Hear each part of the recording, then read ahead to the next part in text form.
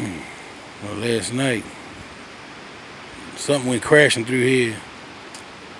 I came out to walk my dog,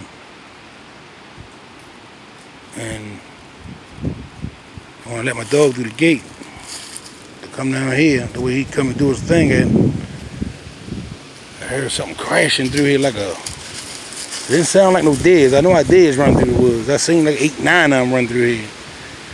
It sounded like somebody rolled a truck through this bit, like it was this weird noise, like metal and rocks and stuff. You know, it was crashing all the way through, and it kept on going and kept on going, then it stopped. And it's just,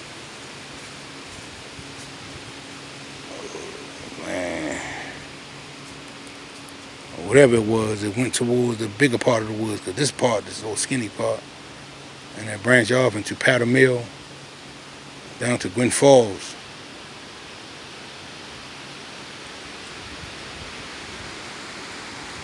Whatever it was, man, it went crashing through here, man. I wish I could have caught it. I caught a little part of it at the end, when it was complete silence afterwards.